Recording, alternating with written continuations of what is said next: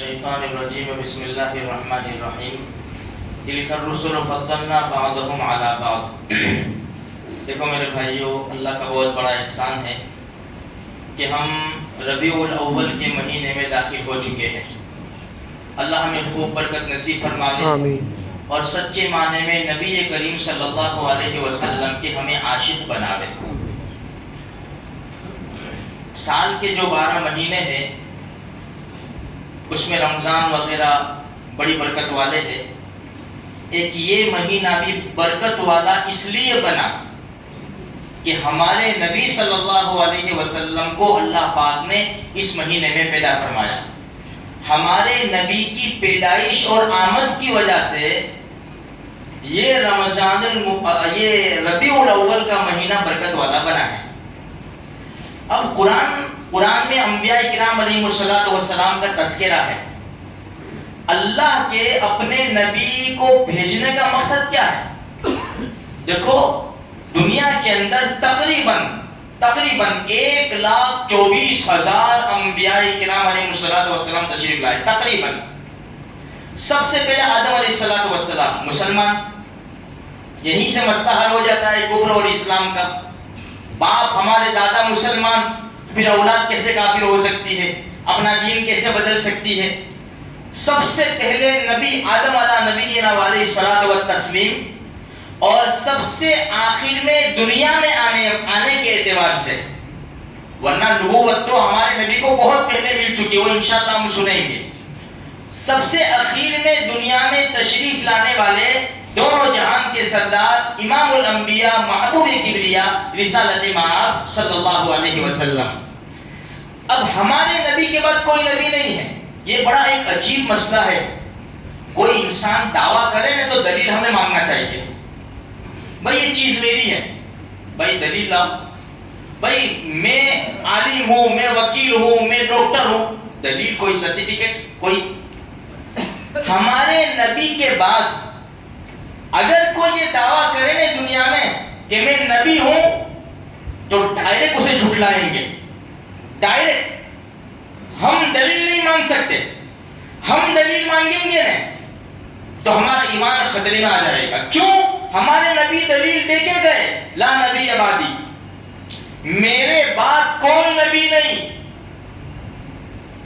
ہمارے نبی دلیل دے کر گئے۔ ہاں مذاق کر سکتے اس سے، اچھا تو نبی ہے تو دلیل تو پیش کر، مذاق کر سکتے اس سے، لیکن سیریس ہم اس سے دلیل نہیں مان سکتے، اس لیے کہ ہمارے نبی کی دی ہوئی دلیل ہمیں کافی ہے۔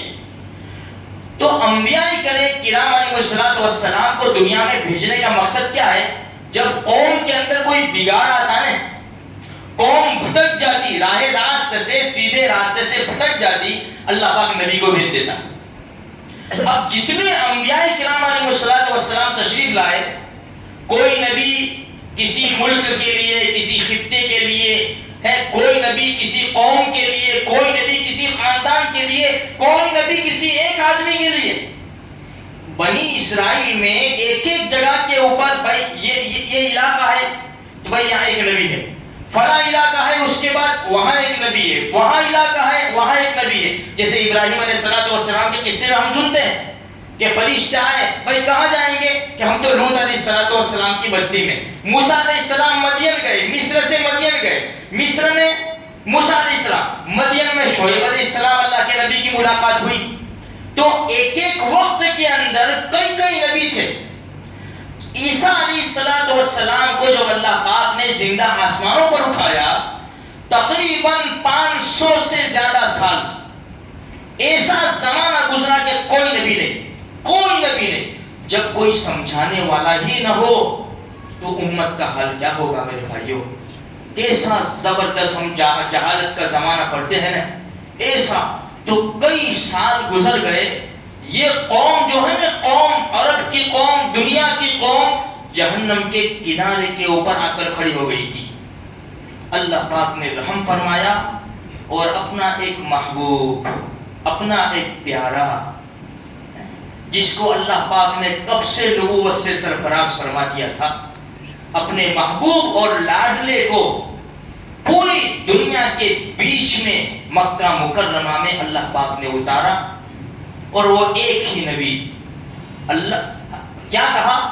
وما ارسلناک الا رحمتا للعالمین. جاؤ ہم سارے جہان کے لیے آپ کو نبی بنا کر بھیجتے ہیں. تو ہمارے نبی ربیع الاول کے مہینے میں اس لیے تشریف لائے میرے بھائیوں کہ قوم راہ راستہ سے ہٹ چکی تھی. ان کو سیدھا راستہ بتانے کے لیے اللہ پاک نے ہمارے نبی کو مبعوث فرمایا. بس مقصد یہی ہے کہ ہم اپنے نبی کی باتوں کو مانیں, وہ کام نہ کرے جو دشمن کرتے ہیں. نبی کی محبت میں راہ راستہ سے ہٹ کر ہم وہ کام نہ کر بیٹھے جو نبی کو پسند نہیں ہے. نبی کی پیدائش کے اوپر ناچنا کودنا نبی کو پسند نہیں ہے. نبی کی پیدائش کے اوپر برتھ ڈے کا کیک کاٹنا یہ نبی کو پسند نہیں ہے. یہ تو غیروں کا طریقہ ہے. یہ 5-6 سال سے یہ امت اس میں ڈوب چکی ہے, نبی کی محبت میں غیروں کا فالو کر رہی ہے. تو میرے بھائیوں ہمیں سوچنا چاہیے, سمجھنا چاہیے. ہمارے پاس یہ 12 دن ہے, ایک دن تو سمجھو کہ نکل گیا, 11 دن باقی ہے. امت نہ معلوم کیا کیا کرے گی.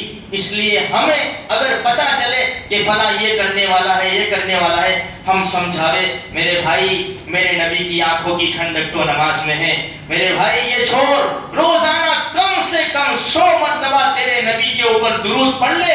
کل حوض کوثر پر نبی کے مبارک ہاتھوں سے جام کوثر نصیب ہو جائے گا. اللہ مجھے آپ کو سارے مسلمانوں کو سچا عاشق بنائے. آمین.